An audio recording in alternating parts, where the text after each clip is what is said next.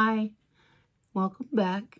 I know I don't put out very many videos, but I do notice that I have some new subscribers, and I appreciate each and every one of you for watching. Um, Today I have a confession to make.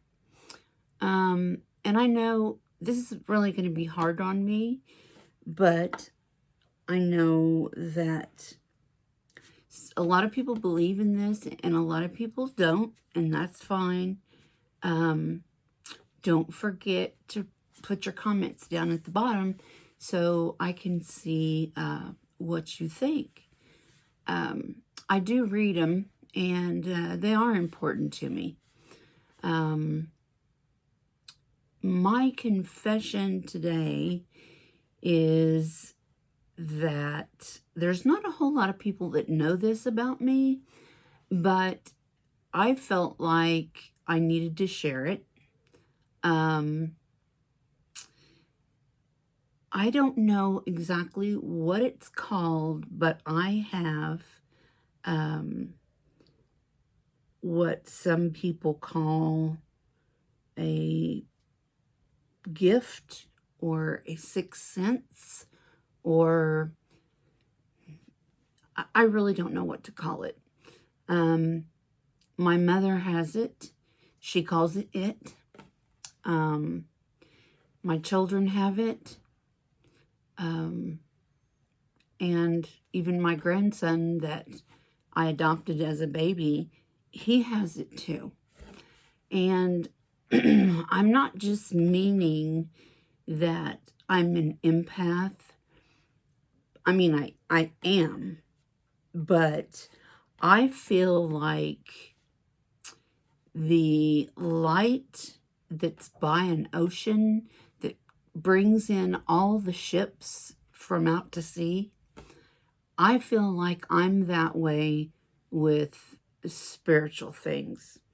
And I don't do the evil spirits. I don't deal with anything negative.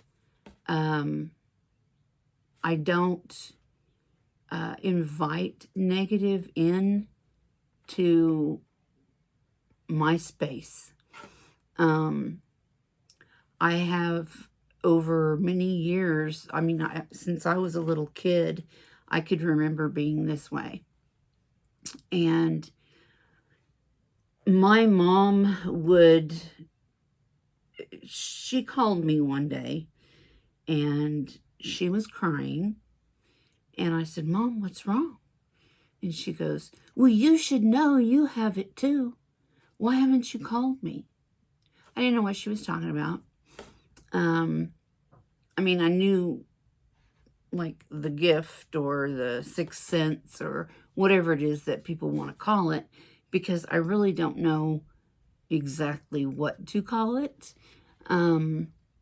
But I could give you a lot of examples of what's happened over the years. I thought about calling my mother. I haven't talked to my mom in years. And I thought about calling her and putting her on speaker so that you could hear her tell the story as well.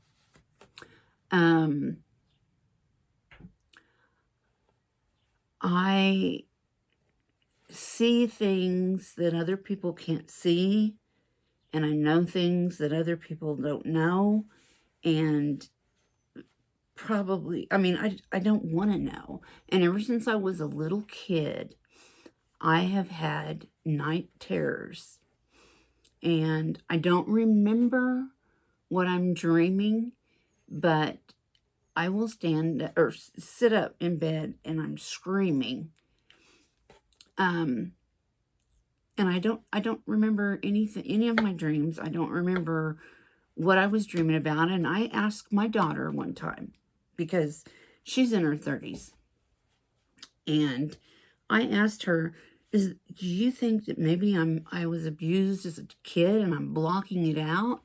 And she says, no, I think the spirits are coming to you in your dreams. And you don't know how to handle them all at the same time. And so, I mean, I've talked to my therapist about it.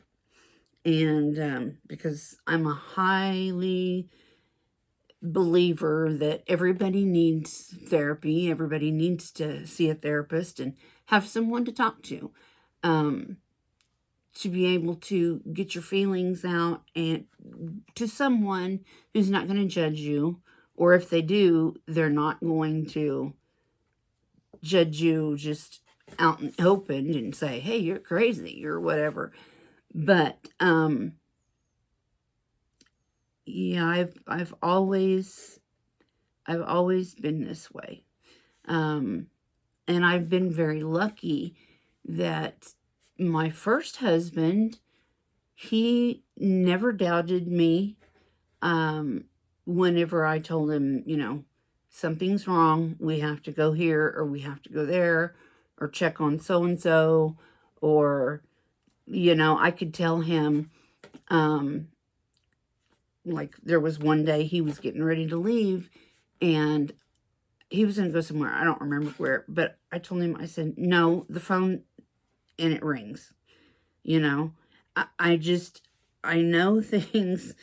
And I've tried to explain in a lot of true crime stuff what's happened to certain people. And it doesn't, I guess it just, I've never went to the police or anything about it, because they'll just say I'm crazy, or, we don't listen to psychics or whatever. And I don't know. Maybe there's somebody out there that can help me to tell me, I know I'm an empath, and I know how to turn it on and turn it off. Like, I know when they're coming, because I start getting really sick to my stomach for no reason.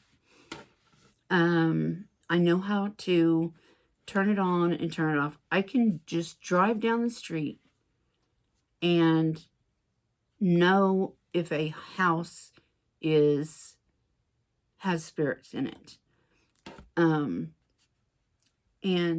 I believe in a heaven.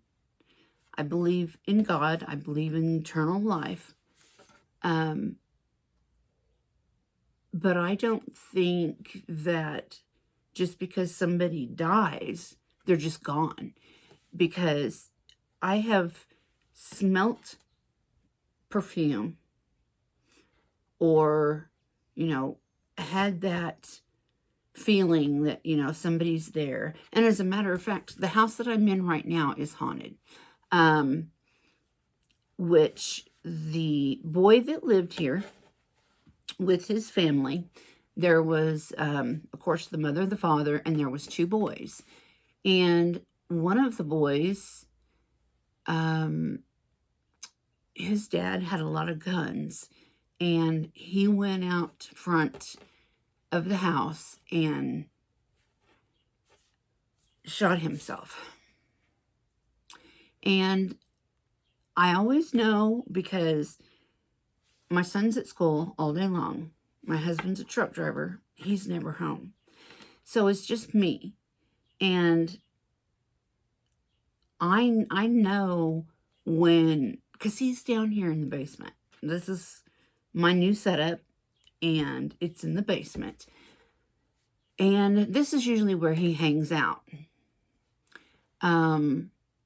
But, I mean, I can tell you all about his personality and stuff, which he was young, and I believe, now I don't know this as a fact, but he might have been maybe 19 or 20 years old when he died.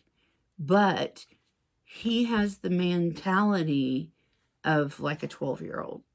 He's real ornery and sneaky, and He usually stays down here in the basement, and we knew the family that we bought this house from. And I told him where his parents moved to. And then I also had to tell him when his father passed away, just so that he could be with his family. But there was another time when my husband was in the military, and he was stationed in Fort Bragg, North Carolina.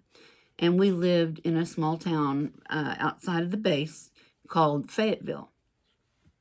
And I told him, something is wrong. We need to go to a phone. Back then, we're talking like 1983, something like that.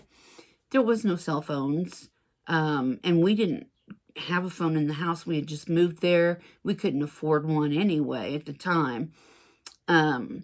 So we went to a payphone. He was on one and I was on the other, and I knew something was wrong. I knew somebody had died, but I didn't know who. And I kept thinking, it's my dad, it's my dad. So I called my mom first, and he called his parents, and everything was fine. We never found out that day who had passed away. But 2 weeks later, he had called and talked to one of his friends back home. And he came home from the phone booth, and he said, well, I found out who died. And I said, who? And he told me. And he was a really good friend of ours. And I asked him when. And he said 2 weeks ago. I said, oh.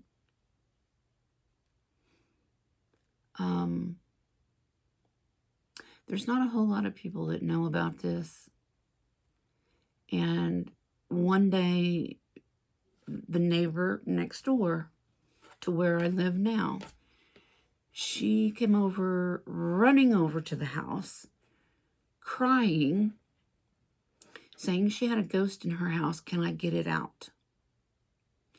And I looked at her and I said, what do you mean, can I get it out? And she goes, I know you know how. Can you just go get that ghost out of my house? So I took my sage and I went over to her house, and I walked through her house with the sage. And then when I was done, I went back over to my house because she stayed over here because she was too scared to go home. And I told her, I said, were you really close to your grandma? And she said, yes, she was. And I said, well, that's who's over there. I said, you need to just talk to her. You know, that's what a lot of people don't understand is spirits are spirits. And people that you love, even when they pass away, they're still with you. You can... Okay, another story. And these are all true. I swear, these are all true. My mother, where I grew up at, she sold her house. I bought it. Because my dad had died and she didn't want to live in that house anymore. She couldn't. And so when I bought her house, my first night there, I took over their bedroom and I was laying in bed. I could feel my dad standing in the doorway looking at me. I didn't turn around to look. I just said, hi, Daddy. I said, Mom couldn't live here anymore because she missed you too bad. She moved to another house. And I explained to him where she lived. And the thing is, people, they need to remember that their loved ones are still the same. They're, you know, they do go to heaven. I believe that. But there are times they come back and they visit you. You'll catch a smell, their cologne, or you'll hear a song, or something like that. The way that I explained it to my therapist was, I said, do you ever feel like somebody's looking at you? You're sitting in the car at a red light or something, and you look over and somebody is looking at you? I said, that's kind of the same way that it is when you have spirit. Now, I have taken pictures of orbs, of mists, all kinds of things like that. I have a hard drive out of a computer that's full of photographs. And I do have a couple of photographs of my dad after he passed away. And they're upstairs in my desk. So I'll have to get those out and show them to you. But there's a lot of people, I think there is a lot of people like me, but they're too afraid to say anything, and they don't know exactly what, I mean, are you a psychic? Are you a medium? Are you this? Are you that? I don't know. I don't know. All I know is that I know things, and I don't know how, or I mean, it was passed down to me, and we are Native American, and I don't know if that has anything to do with it or not. But I am a spiritual person. I do not play with spirit boards or anything like that. And I do like Amy Allen and John Edwards and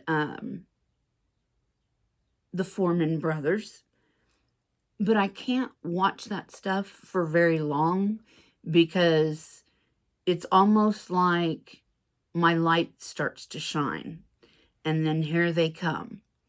And, if I'm not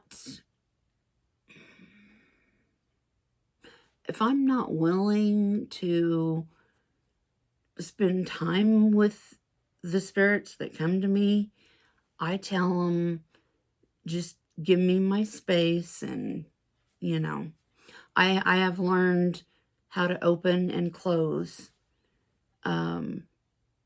just over time, where I can let things in. And sometimes I can't stop it. Sometimes things come to me and I can't turn it off. I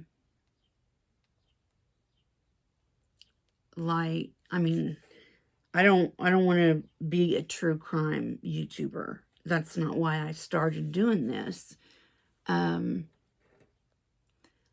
My thing is, I want to help people with mental illness, domestic violence, and predators against children, because I know all about that stuff. I've lived it.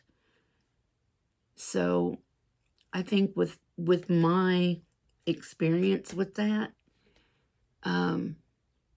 I've learned a lot about how to cope, what the signs are for different things.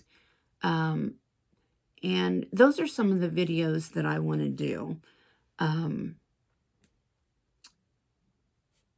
but I do keep up with true crime. So, as far as maybe talking about the court cases and things like that would probably be better for me, because I get too involved in it, and it bothers me emotionally. So I do have pendulums that I use, and I got tarot cards, but I don't really know how to use them. I think I just got them to get them. But yeah, that's my confession. I'm out of the closet, so to speak. It's hard when you have children that also have it, the gift, or I thought it was a curse. All my life I've thought it was a curse. People say, no, it's a gift. But I don't know. Tell me what you think. Is it a curse or is it a gift? It can be both, I guess, sometimes. But maybe I'll get my daughter on here, and she's very chatty. I think she would be glad to put her 2 cents in. And my daughter's name is Randy. She's a beautiful girl. She has 3 little boys. And maybe, I could get her on the phone. She works a lot, so I'm not sure, when she would want to do a YouTube video with me. But it would be fun. And thank you for joining me. And don't forget, I want to do a video on child predators, domestic violence, how to get out and save yourself. And it's like I told my teenage son. He is 16, and he has a girlfriend, and he's got a new job. And I told him, I said, it sounds wrong for me to give you this kind of advice. And this is what I told my son. Sometimes you have to be selfish and say, I'm going away to college. I'm going to find me a good career. I may join the military or whatever it is that I want to do, but I have to make a life for myself. I cannot stay in this town and become a farmer or drive a truck, or, because that's all that's out here. So, but I think people need to take care of themselves more, be more selfish. You deserve more. If you're not happy, I can talk your way through getting out of your situation. Remember, your mind is a very powerful tool. It can talk you into things, and it can talk you out of things.